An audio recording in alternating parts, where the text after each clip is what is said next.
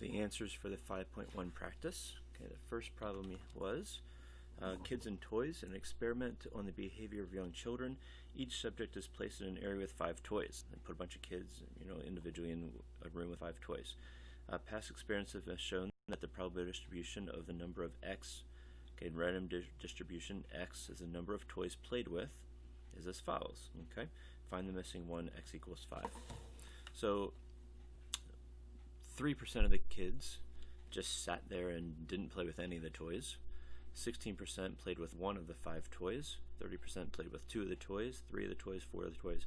We don't know how many of the kids played with all 5 of the toys. Okay, so we know that in a distribution, all these have to add up to be 1. So 1 minus all of this gives you 11% of the kids played with all 5 toys. Okay, so the next problem was write the event plays with at most 2 toys. So at most 2 means 2 or less. So we want the probability, okay, that at most, so 2 or less, so that our x is less than or equal to 2. At most 2 includes the 2, so 2 or less. Okay, so I want to find that probability by finding 2 or less. So I'm going to add the 30%, which is 2, plus the 16%, plus the 3%,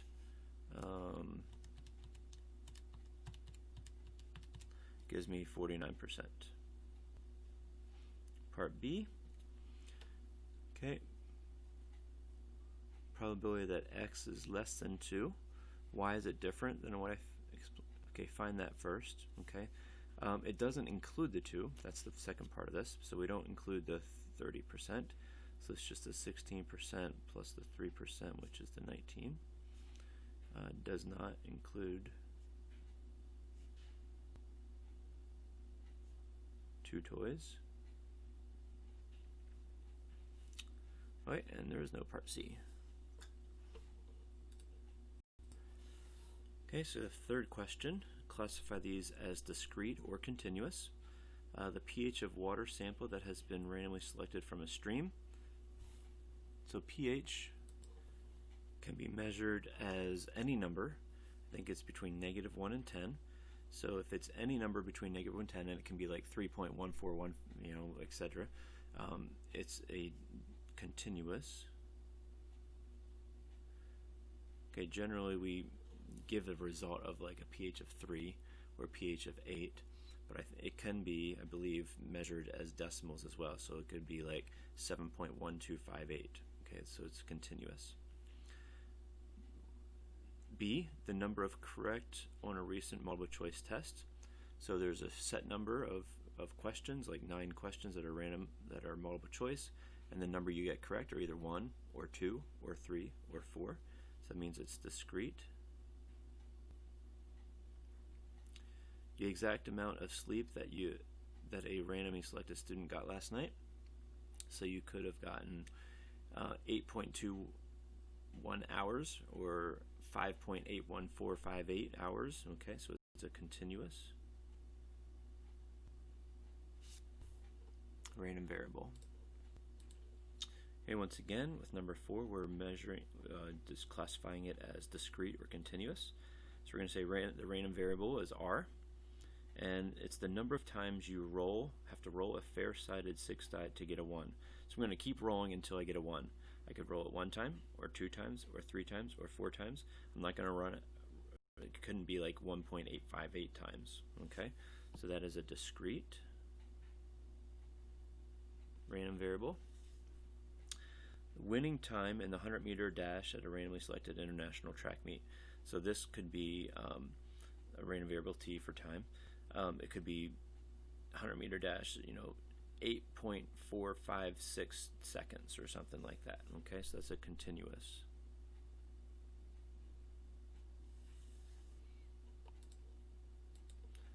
Okay, number 5. Imagine selecting a U.S. student at random. Define the random variable as X is the number of languages spoken by that student. How many can you speak? Okay, I can speak 1 and a little bit of Spanish. Okay, so I'd be in this area. Anyway, the table gives the probability distribution of X. Okay, one language, or two, or three, or four, or five languages being spoken. So is it discrete or continuous? This is discrete. You can use, well, you could say you kind of learn, like a little bit of, anyway, we're not doing that. One language or two languages or three language, okay? So it is a discrete random variable.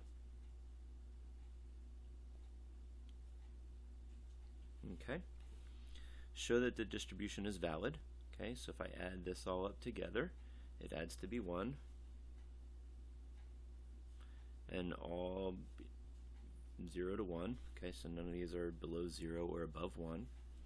So yes. Okay, and explain what P is greater than or equal to 3 means.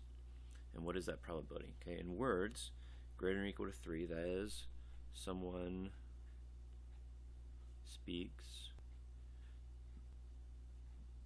3 or more languages. Okay, and that probability of greater than or equal to 3, I would add the 3 plus the 4 plus the 5. So if I add those together,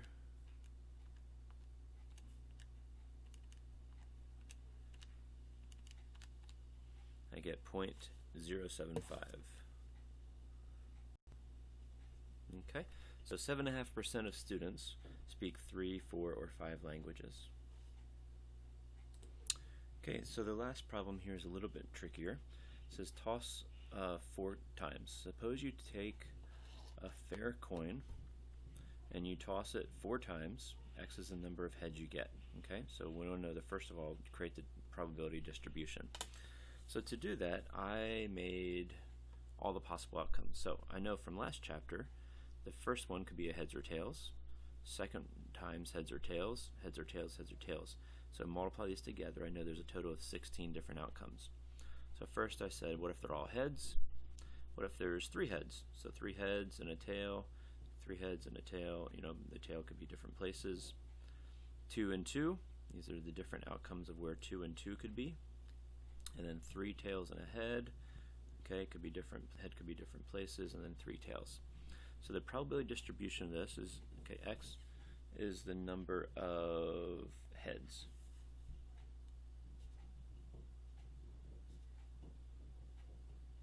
Okay, so I could have 0 heads, or 1 head, or 2 heads, 3 heads, or 4 heads. Okay, so those are my random variable outcomes. So 0 heads would be 1 out of the 16 times. 1 head would be 4 out of the 16 times. 2 heads, 6 out of the 16 times. 3 heads, 4 out of 16, and 4 heads would be 1 out of 16. So let's add them all together, 10, 11, 15, 16 out of 16. Okay, so I am good. I've got all possible outcomes there. Okay, so that's the probability distribution. So this is part A. And then part B, find the probability that X is less than or equal to 3. Okay, less than or equal to 3 would be 3 or less. Whoop. So it would be 4 16ths plus 6 16ths plus 4 16th or 1 16th. Okay, which would be 15 16ths. Okay, then it says to interpret this. Okay, what does that mean? So the number of heads that we got were 3 or less. Okay, we would get